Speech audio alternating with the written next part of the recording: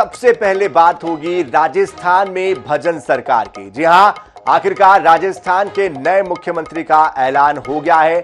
सांगानेर से विधायक भजन लाल शर्मा, जो कि पहली बार के विधायक हैं, उनको विधायक दल का नेता चुन लिया गया।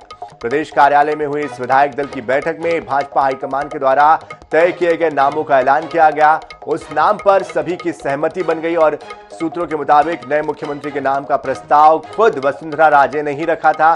भजन लाल शर्मा संघ पृष्ठभूमि से आते हैं, मूलतः भरतपुर के रहने वाले हैं। फिलहाल वो प्रदेश महामंत्री के पद पर भी है और इसके साथ ही दिया कुमारी और प्रेमचंद बैरवा उप मुख्यमंत्री होंगे। तो ये नाम भी अब स्पष्ट हो चुके हैं। तो दिया कुमारी और प्रेमचंद बैरवा राजस्थान के उप मुख्यमंत्री होंगे। दो उप मुख्यमंत्री यहां पर भी बनाए हैं। वही वासुदेव देवनानी विधानसभा के स्पीकर बनाए गए हैं। भाजपा ने तीनों बड़े पद जयपुर को ही दिए हैं। भजन लाल शर्मा जयपुर की सांगानेर सीट से आते हैं, विधायक है वहां से। वही दिया कुमारी जयपुर की विद्याधर नगर सीट से चुनाव जीती है। प्रेमचंद बैरवा जयपुर जिले की दुदू सीट से विधायक है और इस तरह से तीनों को ही बड़ी जिम्मेदारियां पार्टी ने सौंपी है। जाहिर तौर पर इसके पहले मुख्यमंत्री के नामों को लेकर कई बड़े चेहरों का जिक्र हो रहा था, बड़े नामों का जिक्र हो रहा था, लेकिन सभी अटकलों को, सभी नामों को दरकिनार करते हुए एक ऐसे चेहरे को, एक ऐसे नाम को चुना गया है जो कि अप्रत्याशित था। और इस वक्त हमारे साथ श्याम सुंदर शर्मा जी जुड़ चुके हैं, वरिष्ठ पत्रकार है राजस्थान के। श्याम सुंदर जी, बहुत स्वागत है आपका। जिस तरह का ये नाम सामने आया है, क्या ये नाम प्रत्याशित था?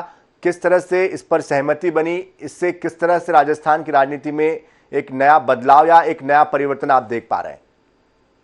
देखिए, निश्चित तौर से हम सबसे पहले तो भजन लाल शर्मा जो मेरे विधानसभा क्षेत्र से आते हैं, विधायक बने हैं, उनको बधाई देता हूँ। निश्चित रूप से देखिए, अमित शाह के करीबी व्यक्ति हैं और संगठन में ये करीब बहुत काफी टाइम से देखिए 3 जिला अध्यक्ष, 3 प्रदेश अध्यक्ष रहे, जिसमें देखिए मदन लाल सैनी जब प्रदेश अध्यक्ष थे तो भी जनरल सेक्रेटरी थे, सतीश पूनिया के नेतृत्व में भी ये जनरल सेक्रेटरी रहे और अभी मौजूदा जो सीपी जोशी उनके भी जनरल सेक्रेटरी रहे।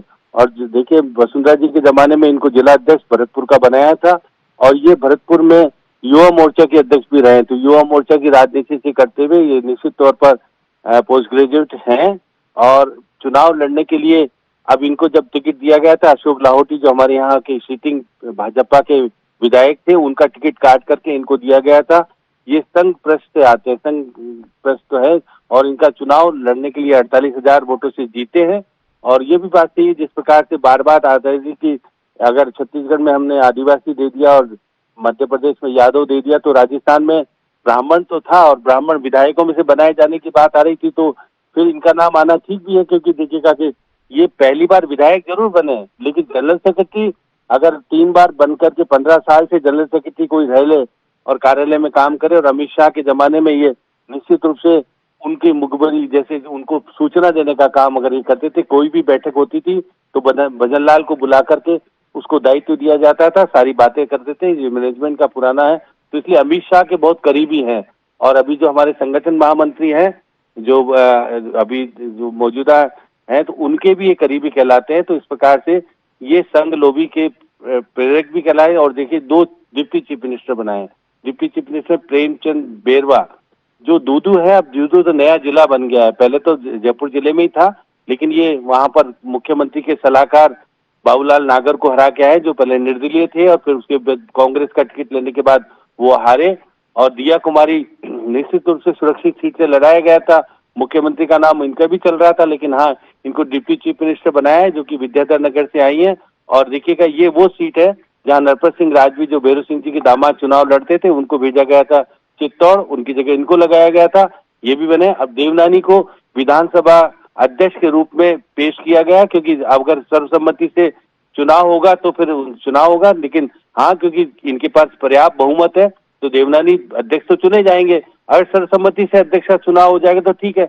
अब ये 5 बजे अभी अपने देखिएगा 115 तो बीजेपी के हैं और 8 लोग जो इनके समर्थित जीत के आए थे, सबने समर्थन दे दिया। तो निश्चित से बीजेपी में माहौल है और हमारे विधानसभा क्षेत्र में खुशी का माहौल है। इसके साथ साथ ये जहां से आते हैं, बैर जो भरतपुर जिले में आता है वहाँ के रहने वाले हैं, पास में गांव है वहाँ के रहने वाले हैं, तो ग्रामीण परिवेश के व्यक्ति हैं और संगठन के व्यक्ति होने के कारण इनको इनाम मिला है और निश्चित रूप से अमित शाह के करीबी है। इसलिए मैं कह सकता हूं कि आने वाले समय में अमित शाह के कहने से निर्णय भी होंगे और काम भी ठीक ढंग से किया जाएगा। जिस प्रकार से हमारे एसआईटी का गठन करना या फिर पेट्रोल डीजल के भाव कम करना। श्याम सुंदर जी, जिस तरह से ये जो उप मुख्यमंत्री पद की बात जो हुई है तीनों राज्यों में, ये जो बीजेपी का एक नया फॉर्मूला निकलकर सामने आ रहा है कि 2 उप मुख्यमंत्री बना दिए जाए, जैसे कि छत्तीसगढ़, मध्य प्रदेश और अब राजस्थान में हुआ है, इसके पीछे की राजनीति को हम कैसे समझे? कितना बैलेंस है उप मुख्यमंत्री का पद है और भविष्य में चूंकि लोकसभा के चुनाव भी होने हैं, उसको मद्देनजर रखते हुए भी एक्शन लिया गया होगा, कैसे इन सब बातों को जोड़कर देखें और समझे?